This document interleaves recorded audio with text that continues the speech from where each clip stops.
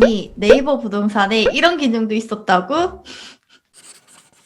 안녕하세요, 팬덤입니다. 제가 오늘은 네이버 부동산에 대한 꿀팁들을 알려드릴 예정입니다. 부동산 투자를 하면서 가장 많이 썼던 어플이나 사이트를 고르라고 한다면 당연히 네이버 부동산인데요. 부동산 투자를 하기 전에는 네이버 부동산이라는 걸 진짜 그런 어플이 있는지조차 몰랐거든요. 처음에 이것저것 쓰다 보니까 생각보다 많은 기능이 있더라고요. 그래서 제가 그동안 알게 된 모든 그 네이버 부동산에 대한 기능들 하나하나 설명하고 또 정리를 좀 해드리도록 할게요. 모르는 기능 하나라도 건져간다면은 여러분들의 10분이 아깝지 않을 거라고 생각이 드네요. 아주 간단하기 때문에 그냥 뭐 가볍게 들으시면 될 것 같아요. 자, 가보죠.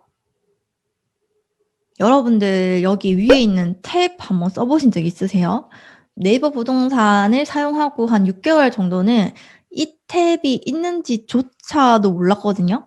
네이버 부동산에 들어가게 되면은 기본적으로 이 아파트 오피스텔 탭으로 지정이 되어 있어요. 아파트 오피스텔밖에 없는 줄 알았는데 어느 순간 이 탭이 보이면서 다른 것들도 볼 수가 있구나. 뭐 빌라 주택 안에서도 매물들을 볼 수 있고 원룸, 투룸 따로 그리고 상가 업무 공장 토지일 안에서도 이렇게 다른 매물들도 볼 수 있습니다.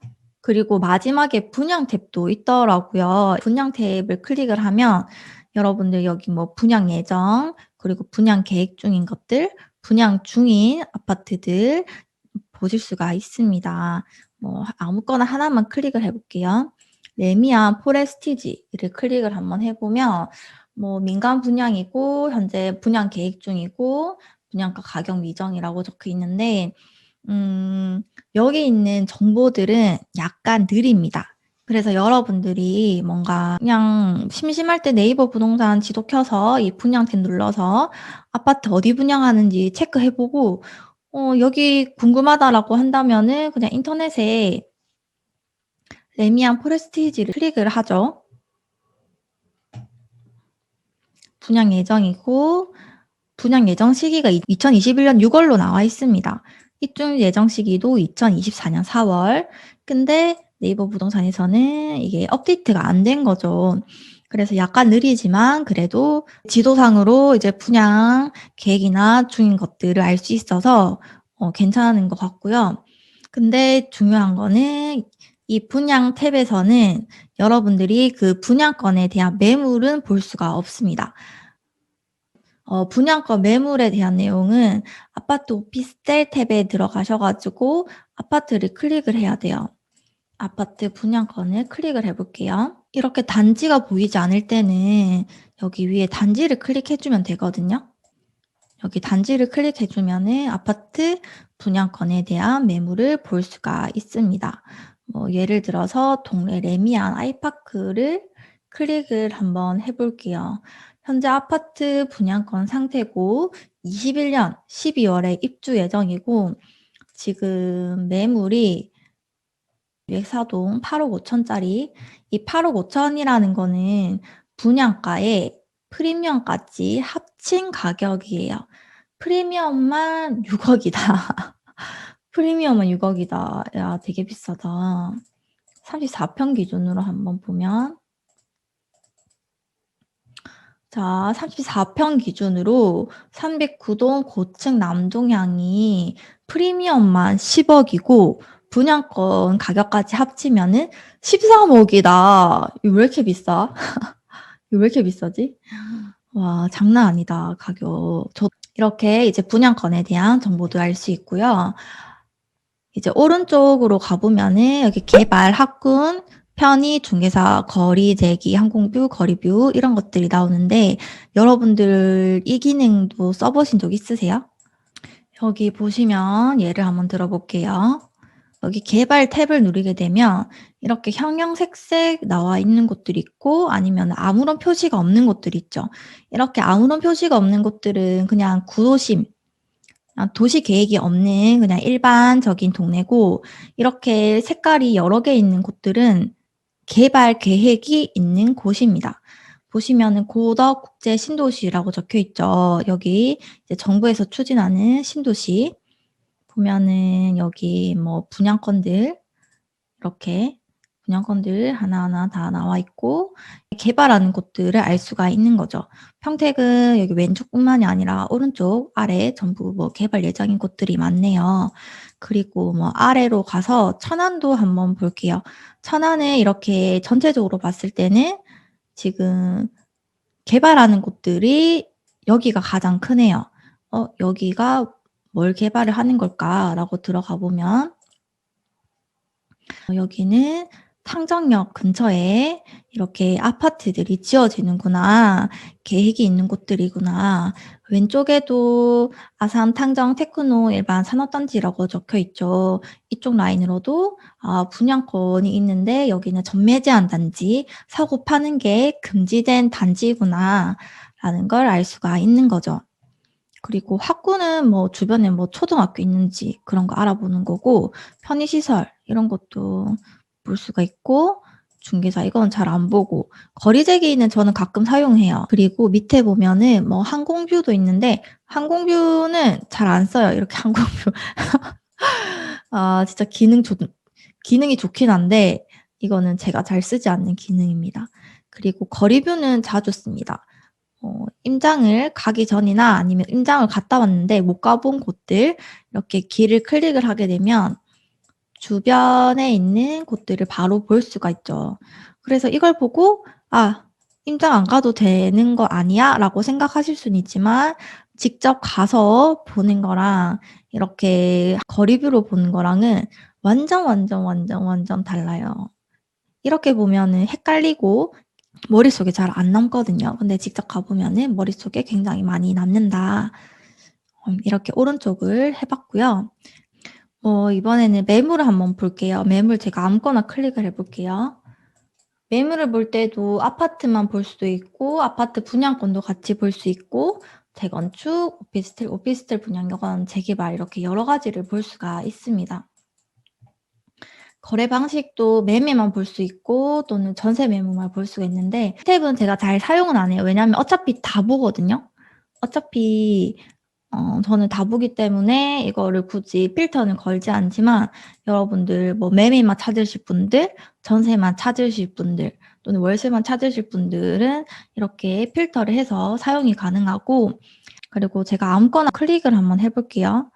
여기 아파트를 클릭을 하게 되면 이름은 아차산 휴먼시하고 125세대 그리고 뭐 단지 정보 이런 것들이 나오는데, 제가 이제 부동산 이렇게 매물을 찾으면서 좀 궁금했던 부분이 이 확인이라고 적혀 있는 거랑 그리고 등록일이라고 적혀 있는 거예요. 찾아보니까 확인이라고 적힌 매물들은 이거를 이제 중개사분이 매물을 등록을 할때 그 집주인의 인적사항까지 등록을 하게 되면 이게 집주인이 확인된 물건이라서 이렇게 확인 매물로 나오고, 그게 인증이 안 된 매물은 뭐 이렇게 등록일만 나온다고 하더라고요. 그래서 당연히 뭐 허위 매물은 여기보다 확인 매물이 없는 가능성이 있긴 있죠. 그 차이가 있고요.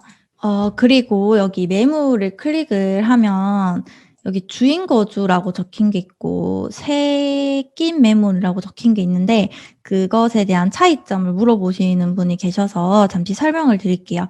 여기 집주인 거주라는 걸 왜 굳이 정냐? 예를 들어서 내가 만약에 실거주로 퍼스트 월드 이 아파트를 사고 싶다라고 했을 때 집주인이 살고 있다고 하면은 집주인이 이거 팔고 나갈 거잖아요. 그러면 제가 바로 입주를 할 수 있겠죠. 내가 만약에 전세기 매물을 샀는데 그 전세입자가 내년 1월에 나가야 된다면은 그때까지 제가 입주를 기다려야 되는 거잖아요. 그래서 실거주자 입장에서는 당연히 집주인 거주하는 매물을 더 선호를 하겠죠. 두 번째로 내가 만약에 근데 투자자라고 가정을 해볼게요. 투자자. 나는 투자자인데 이 아파트를 사고 싶어요. 사고 싶은데 만약에 전세를 끼고 있다. 전세입자가 작년에 4억으로 들어왔대요. 근데 현재 전세 시세는 만약에 5억이다. 근데 이 매매가가 얼마죠? 9억이죠. 만약에 전세입자를 낀 매물은 내 투자금이 매매가에서 전세가를 뺀 5억이고 공실인 매물을 샀다면은 새로 전세 입자를 맞출 수 있기 때문에 투자금이 4억 밖에 안 들어요. 그렇기 때문에 투자자 입장에서도 전세 끼인 매물보다 이 집주인 거주하는 매물을 더 선호를 합니다. 그래서 굳이 이렇게 주인 거주라고 적혀 있는 거겠죠. 이거를 이제 여쭤보신 분이 계셔서 또 설명을 조금 해드렸고요. 여기서부터는 제가 예전에 엑셀 관련해서 부동산 매물 엑셀 정리하는 법에서 가르쳐 드렸는데 잠시 설명을 해드리자면 여기는 아파트에 대한 정보가 나와 있고 여기는 최근 매매 실거래가 2021년 3월 27일에 16층이 9억 6,750에 팔렸다라는 거예요. 여기 이게 이 아파트의 연차 아닙니다. 이거랑 헷갈리시는 분들이 많으시더라고요. 이거는 최근 매매 실거래가가 거래된 날짜라고 생각을 해주시면 됩니다. 그리고 여기 매물들에 대한 정보들 나와 있고 시세 실거래가에 들어가게 되면은 단지 정보에서 여러 가지 볼 수 있고요. 시세 실거래가 들어가 보면은 사실 이 탭을 제일 많이 쓰죠. 평형에 들어가서 평형 바꿀 수 있고 매매 이거를 늘려서 이전의 가격들도 알 수가 있는데 이렇게 가격이 상승했다라는 거 알 수가 있고요. 매매 실거래가는 2020년 12월에 7억 2천만 원에 18일에 14층이 팔렸다라는 거죠. 실거래가는 이렇게 쭉쭉쭉 내려서 더 볼 수가 있습니다.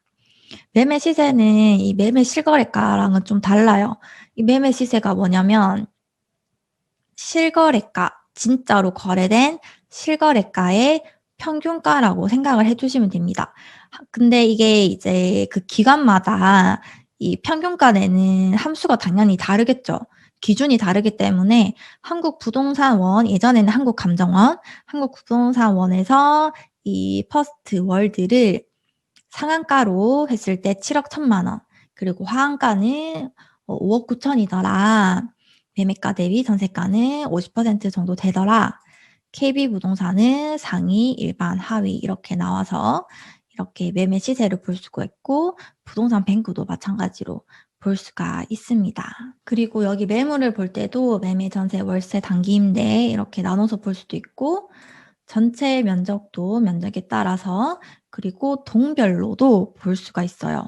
이왕 설명해드리는 김에 뭐 TMI까지 하자면 여기 판상형이라고 적혀 있죠. 이 판상형이 뭐냐면은 아파트 구조인데 부엌이랑 여기 거실, 부엌에도 창문이 있을 거고 거실에도 창문이 있겠죠.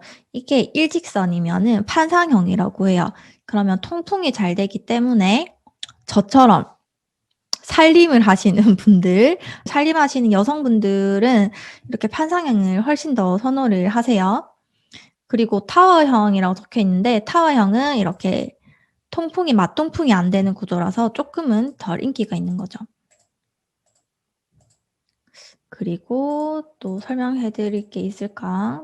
여기는 전세기 매매라고 적혀 있죠. 이거는 전세입자가 있는 매물이고 보시면은 입주 가능일이 2022년 1월 1일로 적혀 있죠. 제가 아까 말씀드린 것처럼 전세기 매물들은 그 전세입자의 만기일이 따로 있기 때문에 바로 입주가 불가능하다라는 거죠. 그리고 이 전세금이 얼마인지는 안 나와 있네요. 이럴 경우에는 여기 부동산에 전화해서 여기 전세금 얼마냐라고 물어보시면 되는 거죠. 참고로 저는 이 아파트에 관심 있는 게 아니고 그냥 아무거나 클릭해 본 겁니다.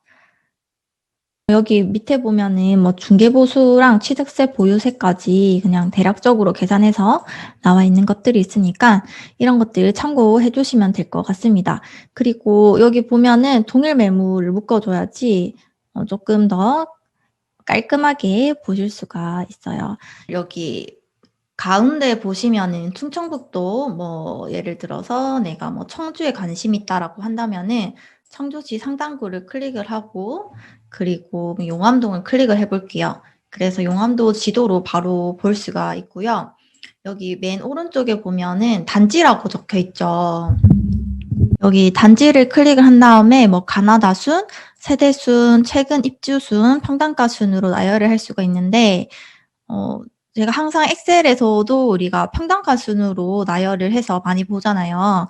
그래서 이 평당가 순으로 해서 이 동네에서 가장 비싼 아파트, 그다음 비싼 아파트로 여러분들이 보실 수가 있죠. 이렇게 클릭을 하면은 바로 아파트가 나오게 되죠.